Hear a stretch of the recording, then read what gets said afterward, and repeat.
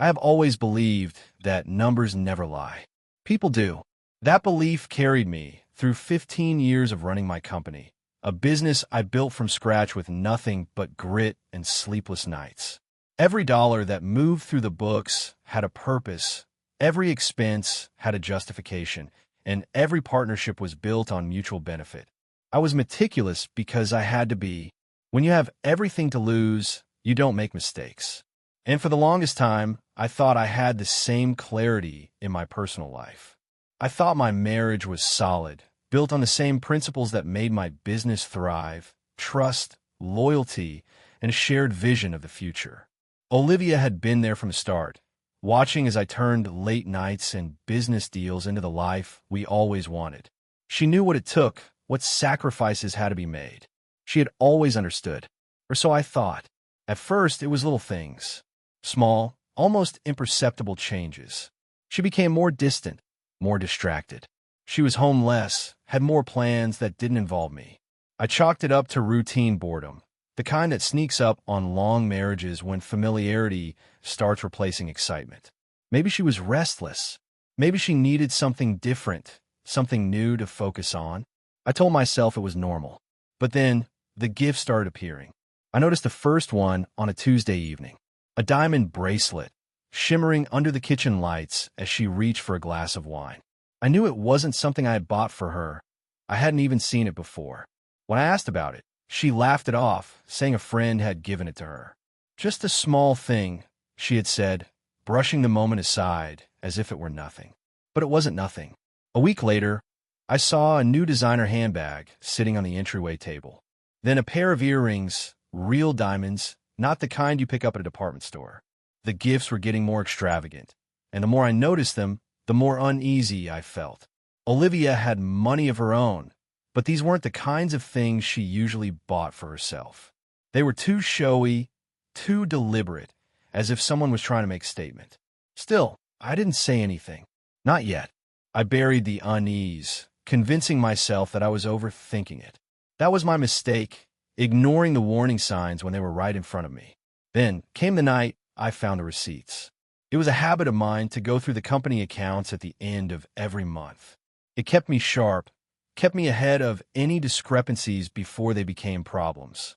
I sat in my office, the glow of the computer screen casting shadows on the walls, and began cross-referencing the transactions. Everything looked normal until it didn't. A check, issued from an account I didn't recognize. The name on it was unfamiliar, not one of our usual vendors or business associates. I frowned and kept going. Then I found another, and another, each one with a different name, but all linked to the same pattern of expenses. High-end, luxury expenses, a 5-star hotel stay, a high-end restaurant reservation, jewelry store purchases, all of them under different names, but tied to the same credit line. I checked the linked transactions. They led back to Olivia's card. The room felt smaller, closing in on me as realization sank in.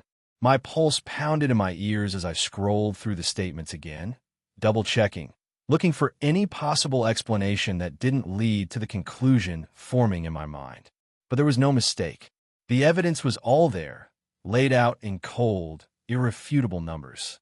Olivia had been receiving expensive gifts. Olivia had been dining at exclusive restaurants. Olivia had been staying in luxury hotels. And then I saw it, a name that stopped me cold. Nathan Caldwell. The breath left my lungs in a sharp exhale. Nathan Caldwell was my business partner, the man I'd spent years working with, closing deals with, trusting. He had been in my home, on my dinner table, clinking glasses with me after successful deals. He was the last person I would have suspected until now. His name was on one of the wire transfers. It wasn't just business. It wasn't just a casual connection. He was funding Olivia's new lifestyle. I sat there, staring at the screen, my hands clenched so tightly that my knuckles turned white. My jaw locked, and something dark coiled inside me. Something I had never felt this strongly before. Hatred. Not just anger. Not just betrayal. Hatred. Olivia had lied to me. Nathan had betrayed me. I had been blind, but now I saw everything with a clarity that burned. And I wasn't going to let this go unanswered. I didn't sleep that night. I sat in my office, staring at the computer screen long after the numbers stopped making sense, after the receipts blurred into meaningless lines of text. My thoughts spiraled in endless loops, playing out every possibility, every excuse she might throw at me, every sickening detail of what had been happening behind my back. I wanted to believe there was another explanation, that maybe, just maybe, this wasn't what it looked like. That Nathan was just, I don't know, paying back a favor, covering some expenses for a project I hadn't been informed about. Something, anything.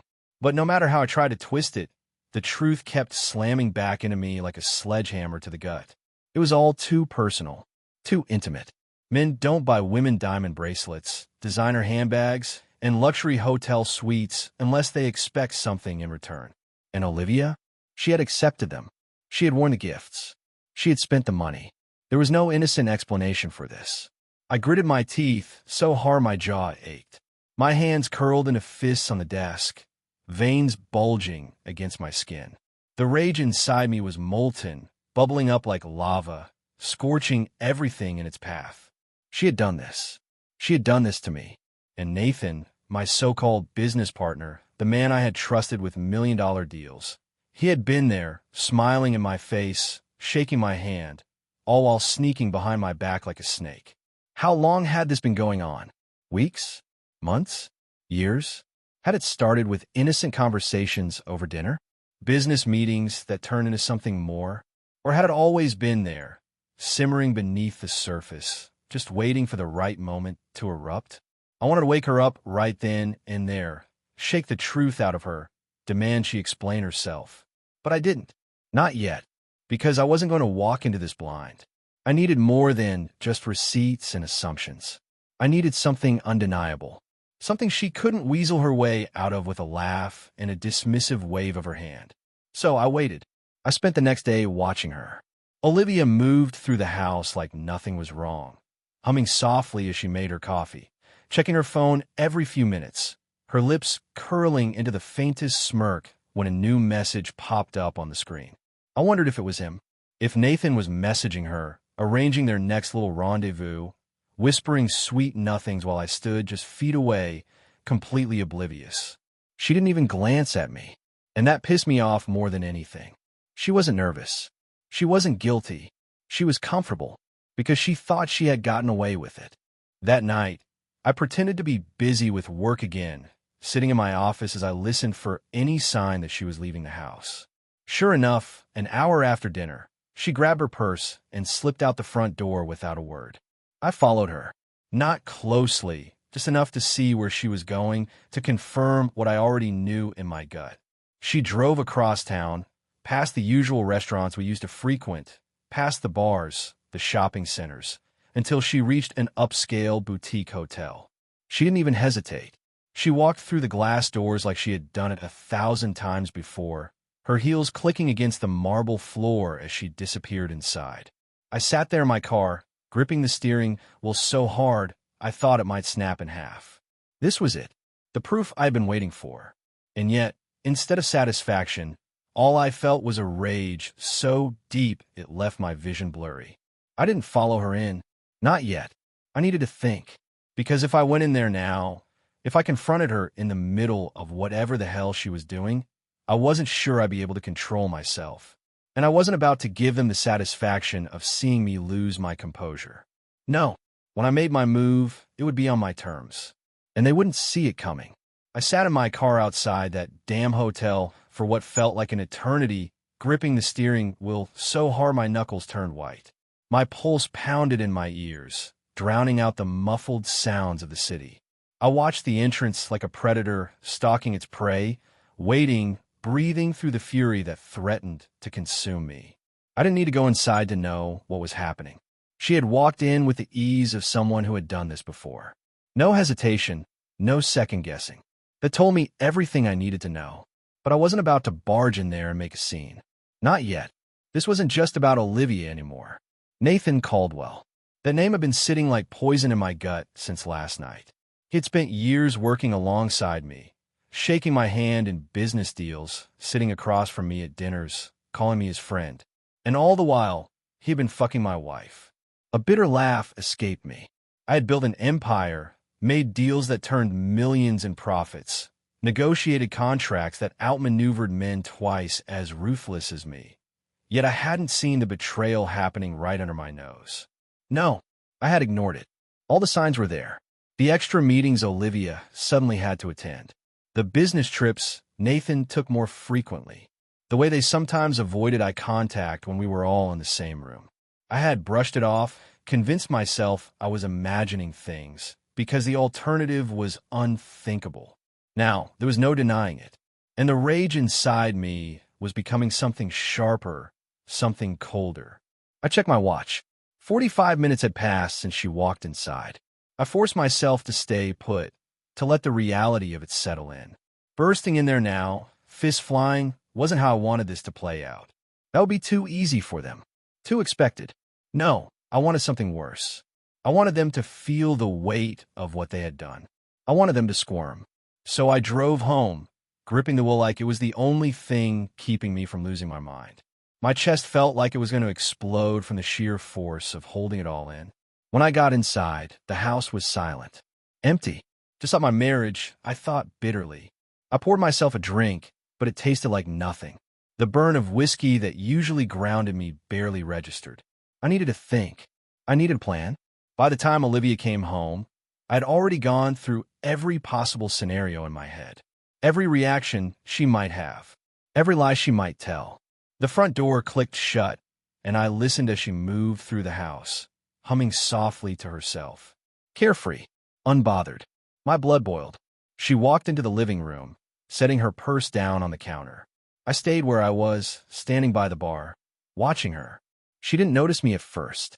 She pulled out her phone, swiped through her messages, smiling slightly at whatever she saw. Probably him. That was when I spoke. Have a nice night? Her head snapped up. For the briefest second, there was something in her expression, shock, maybe even guilt. But she recovered too quickly. Yeah, she said, forcing a casual tone. Just grab a drink with some friends. I stared at her. Friends. The audacity. I wondered if she had any idea just how much I knew. She walked over, tilting her head like she was curious about my mood. You okay? I forced a smile. It felt wrong on my face. Perfect, I said. She studied me, then shrugged. Good. You seemed tense earlier. I could barely keep my hands at my sides. Tense. Yeah, I was tense because my wife was screwing my business partner in a goddamn hotel while I sat outside like an idiot. I clenched my jaw so hard I thought my teeth might crack. But not yet. Not yet. I wasn't going to let my anger get the best of me. I wanted her to feel comfortable. Safe. Because when I finally confronted her, I wanted to watch the exact moment when she realized her world was about to crumble. So I played along. I let her go about her night like nothing was wrong. I watched as she changed into her silk pajamas, scrolled through her phone, laughed softly at something on her screen. I wondered if she was texting him, if she was still drunk on the thrill of sneaking around. I let her have it. For now. Because when I made my move, there would be no more pretending. No more games. No more excuses. And when I was done, she would regret ever thinking she could play me for a fool.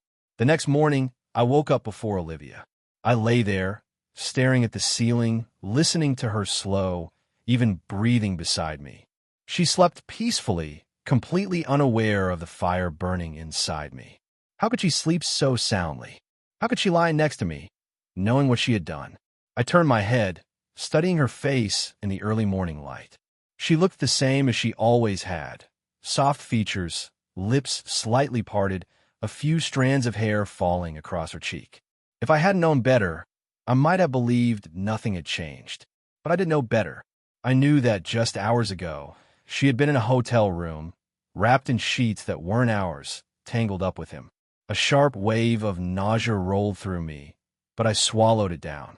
I wanted to shake her awake, to watch the realization dawn in her eyes, to hear her try to lie to me with that same easy smile she always used. But I didn't, because I wasn't ready yet. Not until I had all the pieces. So I got up quietly, moving through the house as if it were just another ordinary day. I brewed my coffee, sat at the kitchen table, and stared at nothing as I ran through my plan again and again. She came downstairs an hour later, dressed in her silk robe, stretching as she walked toward the coffee machine. "Morning," she murmured, voice groggy. I watched her pour herself a cup, her back turned to me. How many mornings had we done this?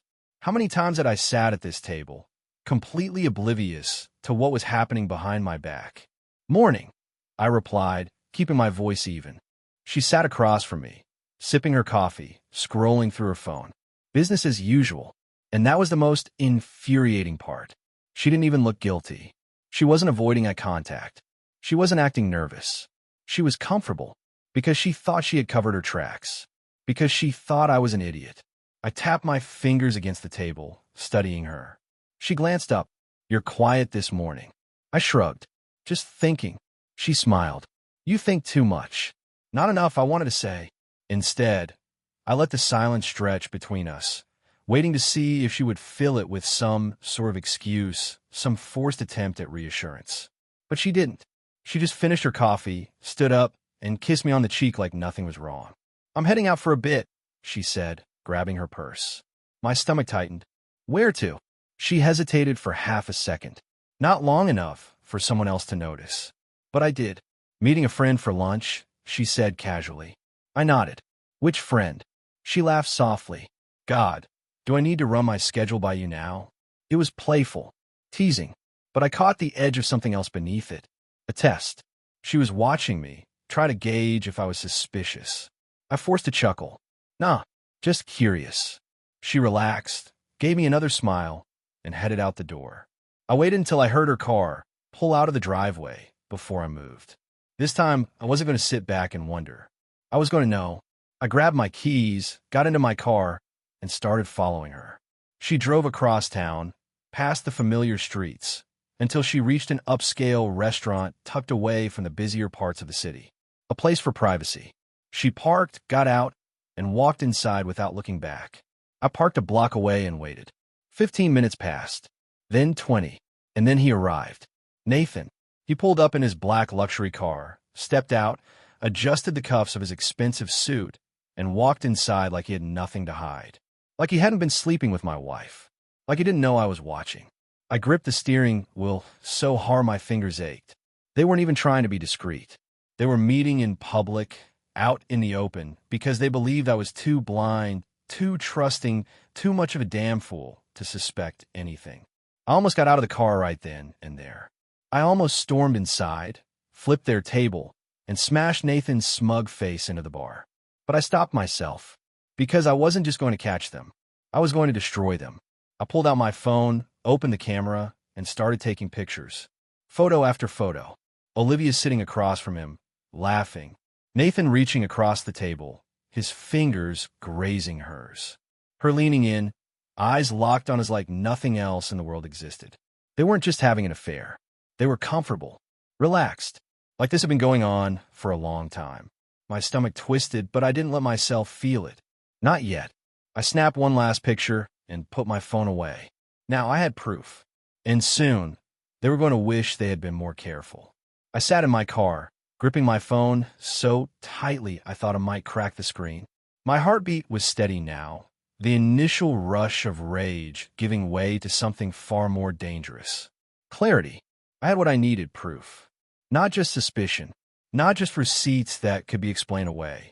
Cold, undeniable photographic proof. And yet, the real game had just begun. I didn't want a confrontation at a restaurant where Olivia could feign innocence, where Nathan could smirk his way through some pathetic excuse, where I'd be forced to either swallow my rage or make a public spectacle. No, that wasn't how I played. If they thought I was just some oblivious husband they could keep deceiving, they were in for a rude awakening. I started my car and pulled away from the curb, my mind already working 100 miles per hour. I needed to be smart, precise. Olivia and Nathan had been so comfortable in their deception, so sure of themselves, that they hadn't even tried to hide it anymore. That meant one of two things. Either they believed I was too blind to ever notice, or they thought they had covered their tracks well enough that even if I did find out, I wouldn't have enough to do anything about it. They were wrong. Step 1. Gathering the final pieces. By the time I got back home, I had a plan forming. The photographs were a start, but I needed more. I needed to understand just how deep this ran. I sat at my desk and pulled up the financial records again. This time I went deeper. I wasn't just looking at Olivia's expenses anymore. I was looking at Nathan's. I still had access to our company's internal financials, and as I went through the logs, I found exactly what I was looking for. Unapproved transactions. Personal expenses hidden under vague descriptions. High-end hotel bookings billed to our company account. Nathan had been arrogant. He had used our business as a way to funnel money into this little affair. And the more I dug, the more disgusted I became. This wasn't some brief lapse in judgment. This was calculated. Months' worth of stolen money. Hidden transactions. Quietly adjusted invoices. He hadn't just taken my wife. He had stolen from me. And that was something I could destroy him for. Step 2. Setting the stage. I sat back, exhaling slowly, my mind racing. I could already picture how this was going to play out. First, I needed to keep acting normal. The moment Olivia suspected I was onto her, she would start spinning her lies, looking for an escape. If I wanted to catch her completely off guard, I had to make her believe nothing was wrong. I picked up my phone and texted her. Hey, thinking about taking you out for dinner tomorrow. Been a while since we had a date night. It took her a few minutes to respond. Oh, that's sweet. Let me check my schedule. I think I have a thing in the afternoon, but should be free in the evening. A thing. She didn't even bother to specify anymore. I clenched my jaw, but forced myself to type back. Great. Let's do it. She had no idea what was coming. Step 3. The call. Next, I needed to deal with Nathan. I could have confronted him directly, but where was the fun in that? Instead, I called his office. His assistant picked up. Hey, is Nathan around? I asked, keeping my tone casual. Actually, he's in a meeting right now. Want me to have him call you back? I smirked.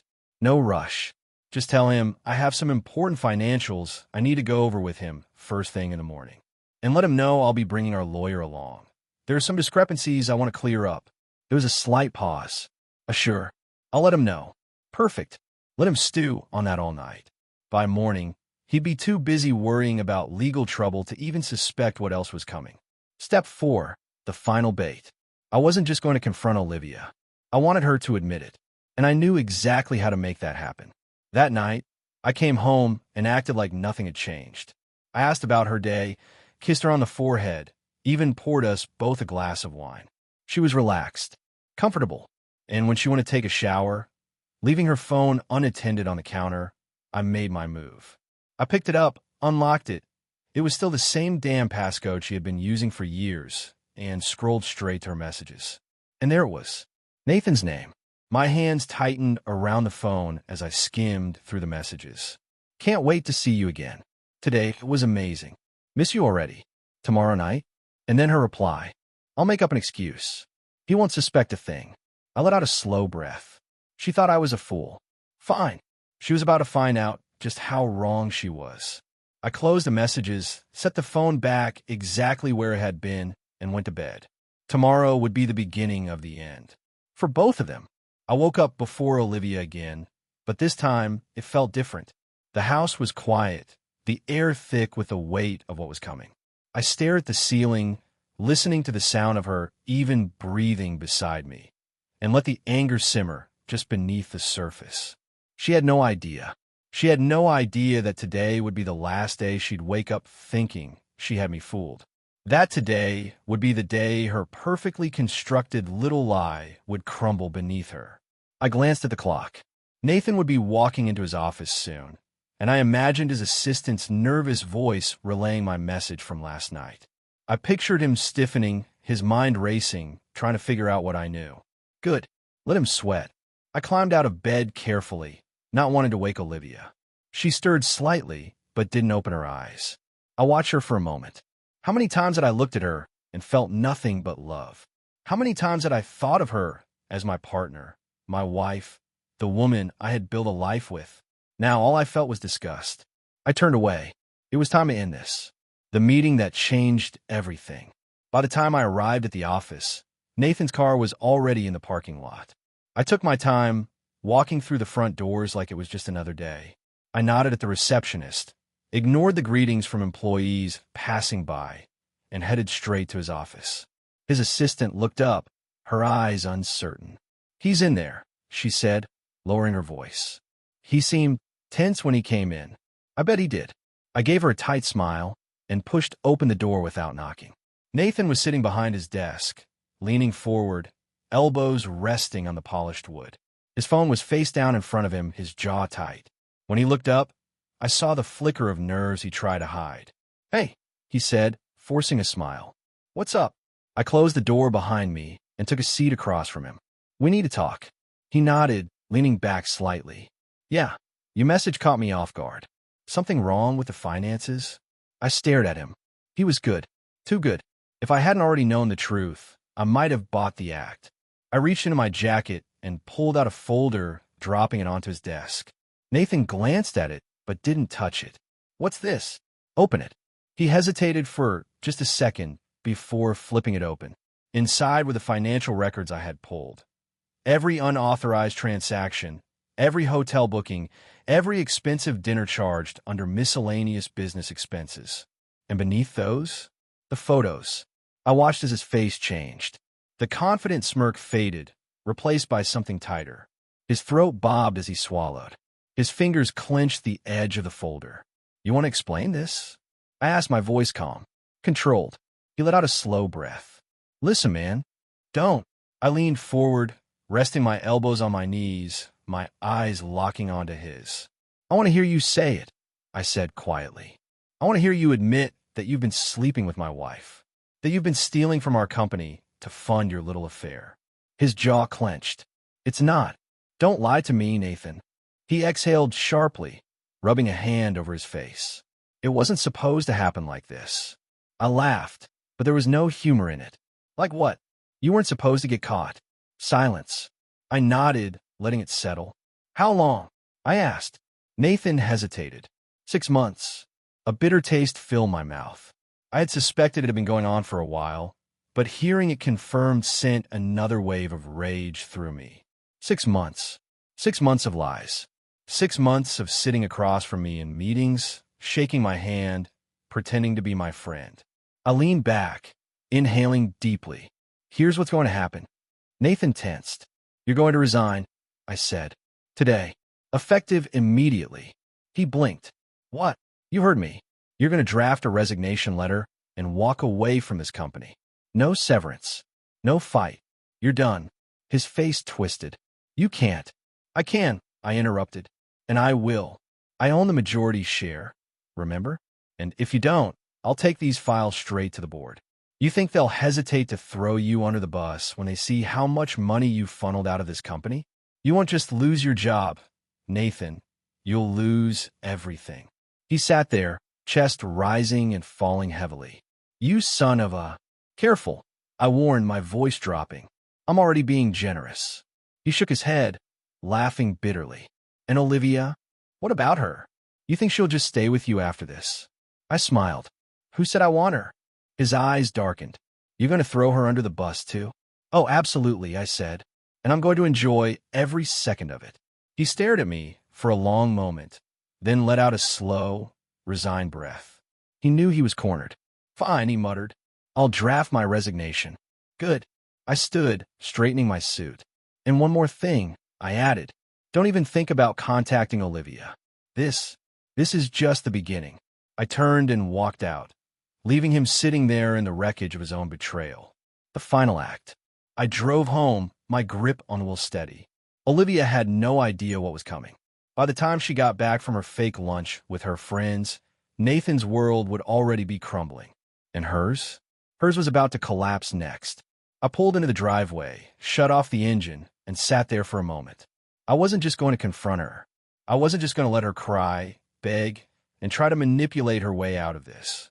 No, she was going to feel what it was like to lose everything. I got out of the car, walked inside, and sat down at the kitchen table. And then I waited for her to come home, waited to destroy the last lie she had left. I didn't have to wait long. By early evening, Olivia's car pulled into the driveway, and a few minutes later, the front door swung open. I heard the familiar rustling of her coat as she hung it up, the soft click of her heels against the hardwood floor. She had no idea. She walked into the kitchen, her phone in hand, scrolling through her messages, probably texting him. Maybe she had already noticed that Nathan wasn't responding. Maybe she was wondering why. I sat at the kitchen table, watching her. She looked up, startled for a second, then forced a smile. "Hey, you're home early," she said, walking over to the fridge. I didn't say anything. She poured herself a glass of water, completely oblivious to the storm about to hit her. "Everything okay?" she asked, turning to face me. That was when I pulled out my phone and slid it across the table. She frowned, reaching for it, her gaze flicking down to the screen. And then I watched her face change. Her eyes widened. Her breath hitched, because staring back at her were the photos.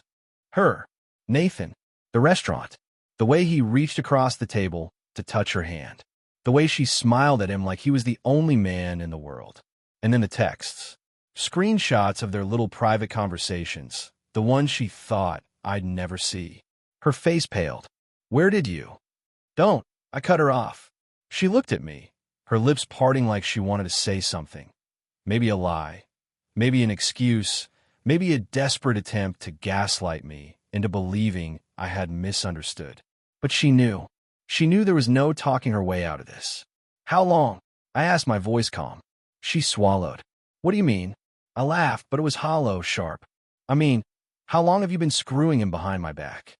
Her hands trembled slightly as she set the phone down. It wasn't like that." I leaned back in my chair, crossing my arms. "No?" "Then tell me, Olivia, what was it like?" Silence. She opened her mouth, then closed it. I watched her struggle, watched the gears turning in her head as she tried to find the right combination of words to soften the blow, to twist the situation into something less damning.